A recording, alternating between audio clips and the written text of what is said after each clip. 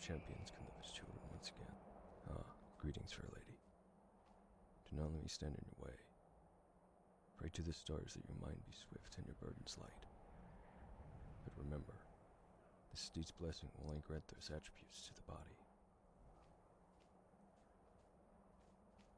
Actually, I did not come to the steed for its assistance, but rather to offer mine. And while the Mage Stone offers blessings for those who wish to learn the craft, those days have long passed me by. Some say the Doomstones like these are built from the fragments of stars, much like the Iliad stones of legend. And thus these stones, mage or steed, lover or thief, represent the very provenance of magic. But my apologies for prattling on, stranger, as I've not yet introduced myself.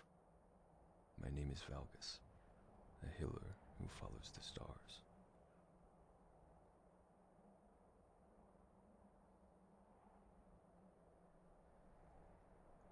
Well, magical talent runs through my family, but I was intent on becoming a soldier. Thankfully, my father was the type to encourage his sons to pursue their goals, even if he quietly disapproved of the pursuit.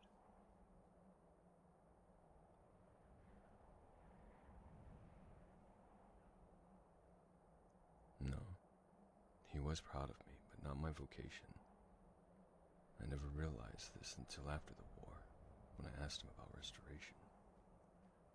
And that's when I saw his eyes light up for the first time.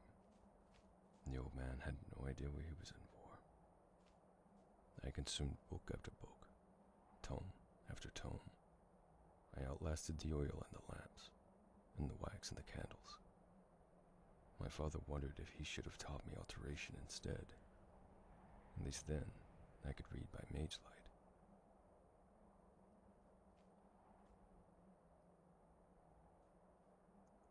I'll do my best to heal your wounds, as well as my own.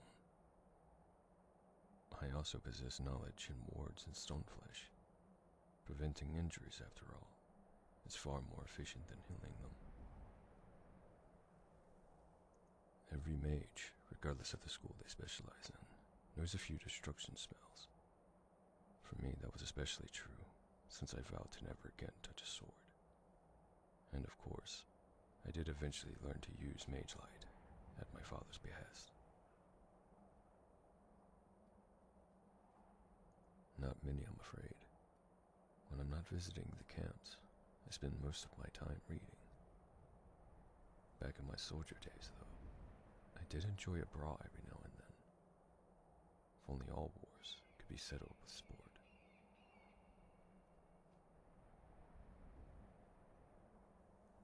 On occasion, the warrior is an important constellation. Athletics, competition, all of this is vital to developing the next generation. Matches allow us to cultivate that spirit without resorting to lethal violence. You fight hard and fight clean, and when it's over, you embrace your opponent as an equal. It was war, my lady. Wherever there are wounded, I will be. I journeyed to the various military camps across Skyrim to offer my assistance. At Lordas and Sundas, however, you can find me at the Temple of Kinnereth. I offer what I have learned on my travels to the temple healers, so that they may spread the knowledge to others. They say a restoration mage can save more lives by teaching the principles of his craft, rather than practicing them. I aim to do both. It's a noble pursuit. I'll do my best to teach you, as my father did me.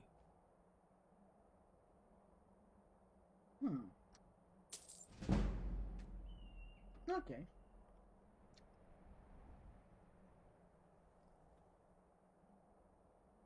I was born in Skingrad, my lady, near the southern border of Cyrodiil.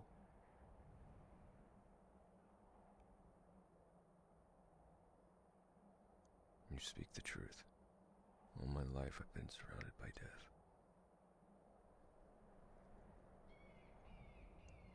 When I was young, my father told me to kill a man is an easy thing, and during those times it came easy for most. But to heal a man, that was difficult. And that was something all good men should strive for. Sadly, I did not discover the truth of his words until I was stricken by tragedy. Such are the stumbles of youth. We do not heed sage advice, but rather, we allow our mistakes to confirm its wisdom.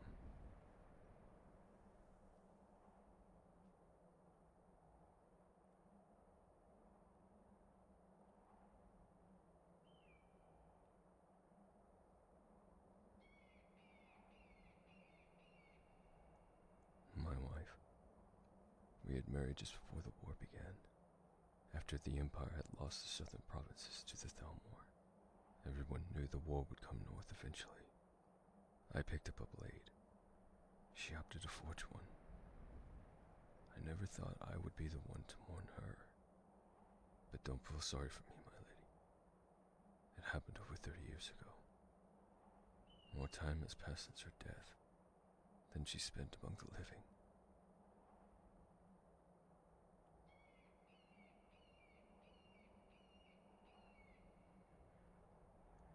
I wish I could, but the truth is I have not.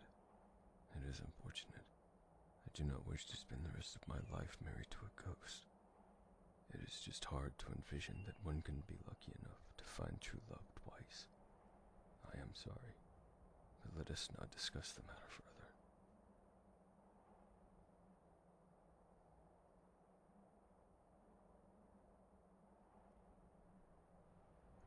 Ulfric suffers from the same disease that afflicts all men of power. Ambition, greed. In the end, it drove him to murder. Not just of King Torg, but all the soldiers, families, and victims of his tyranny. As such, I seek to heal the wounded, regardless of what colors they wear.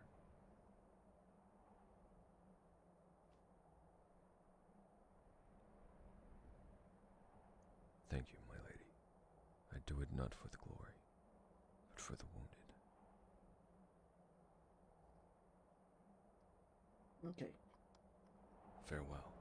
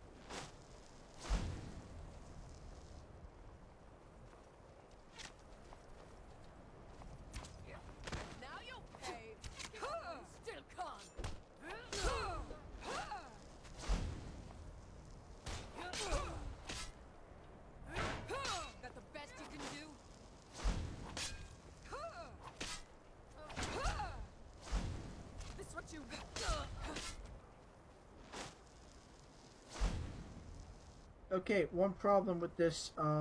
Why is she level 200 and essential?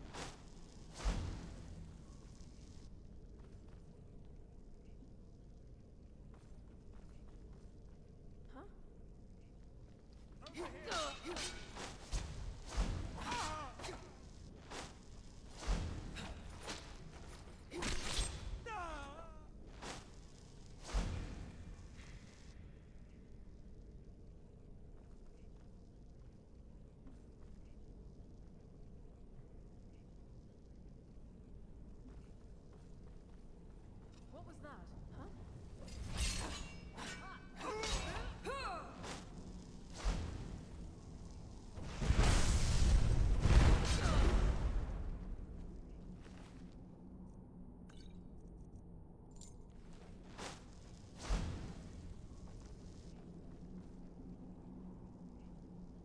see you burn!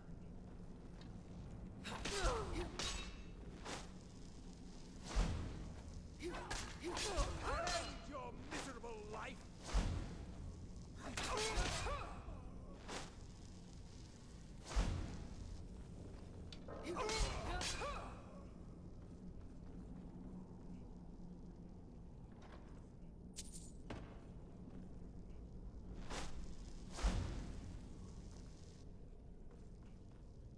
What was that?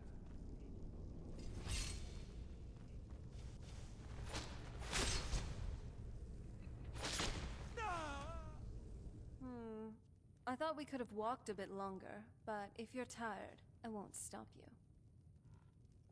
Okay. Do you need something? Sure thing. Do you want to have it standing here, or do you want to find a seat first? Alright, now on to the drinks. Do you want to have mead, wine, or just plain milk? Okay then. Likewise. Welcome. Let me know if This you want isn't necessarily a past journey, but I was thinking about this regardless. The Civil War. Waking up to this whole mess was truly something I did not expect. I expected a change in who was the High King, but I didn't know that they were more complicated. Cyrodiil being the seat of an empire, for one. And besides this whole civil contention for Skyrim's land, we have Altmer nationalists eyeing to conquer it as well.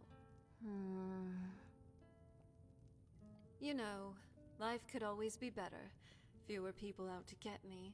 Skies without dragons. Skyrim's weather. Oh well, won't even get started on that one. But I'm still grateful for two things in my life. Good books and good wine. Well, alright. Maybe three things. Good books, wine, and you. So, what do you want to talk about now? I do believe that we can. I've read a similar concept before. It was in the new type theory proposed by a Dwemer philosopher long ago. He said that if men and Mer alike cast aside the shackles of what has binded them to selfish squabbles and struggles to power, they could mentally evolve, in a sense, to be higher beings, new types. People who can more easily detect the thoughts and intentions of others, and are more admissible to understanding.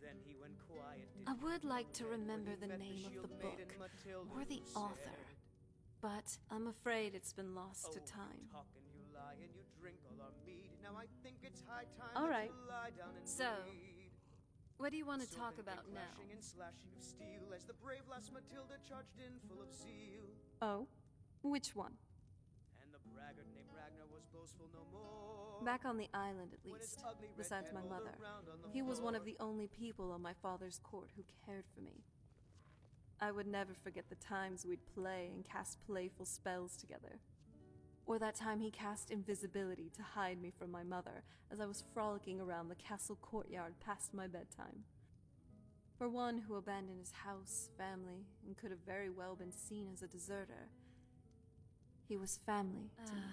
It's nice, spending time like this, just having drinks together. This is an ode to Need Skyrim's something? staunch protectors, the Imperials. Hey, Drink to even our I youth, can get tired every now and today's then. come and gone. Finally, For the a age place to Yeah. just relax. Need something? just about done. We'll drive out the storm cloaks and restore what we own. With our blood and our steel, we will take back our home. You made it out alive, at Down least. with Your Ulfric, gear's safe in my room, killer as of promised. kings. On the Did you day learn of anything your useful? death, we will drink and we'll sing. Really? That seems hard to believe. You're sure about that. Esbern? He's alive? I thought the Thalmor must have got him years ago. That crazy old man. Figures the Thalmor would be on his trail, though, if they were trying to find out what's going on with the dragons. You mean aside from wanting to kill every blade they can lay their hands on? Esbern was one of the Blade's archivists, back before the Thalmor smashed us during the Great War. He knew everything about the ancient dragon lore of the Blades. Obsessed with it, really. Nobody paid much attention back then. I guess he wasn't as crazy as we all thought. Riften, eh? Probably down in the Ratway, then. It's where I'd go. You'd better get to Riften. Talk to Brynjolf. He's well-connected. A good starting point, at least. Oh, and when you find Esbern, if you think I'm paranoid, you may have some trouble getting him to trust you. Just ask him where he was on the 30th of Frostfall. You'll know what it means. The Thalmor happened. They've been hunting down every blade they can find for the past 30 years. Thanks to the White Gold Concordat, they've been able to operate throughout the Empire with impunity. The Great War. Only 30 years passed and already ancient history to most people. Seems to me like it just ended. It's never really ended for me. But to answer your question, the White Gold Concordat was the fancy name they put on the peace treaty between the Empire and the Thalmor. It ended the war and saved the Empire to fight another day. Also trampled on the sacred name of Talos, and gave the Thalmor free rein to stamp out Talos worship throughout the Empire. There's no simple answer to that. You want the long version or the short version? They're the rulers of the Aldmeri Dominion, what used to be the imperial provinces of Somerset Isle and Valenwood. The Thalmor take the arrogance of high elves to the extreme. They believe they are the rightful rulers of all of Tamriel. For a century or more, the Thalmor had been picking away at the Empire. Valenwood was the first, then the province of Elsewhere. But even the Blades didn't see the Great War coming. We underestimated the Thalmor, and they destroyed us. The Blades have always guarded and guided the Dragonborn, but we'd forgotten why. Now our purpose is clear. I'm all that's left of the Blades, and you're the Dragonborn. Together, we're going to stop these dragons if we have to put every last one of them back in the ground. That's a long story. I guess we kind of have to go way back, to the very beginning. Do you know where vampirism came from? Exactly. The first vampire came from Molag Bal. She was not a willing subject, but she was still the first.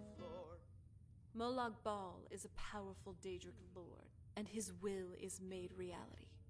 For those willing to subjugate themselves, he will still bestow the gift, but they must be powerful in their own right before earning his trust.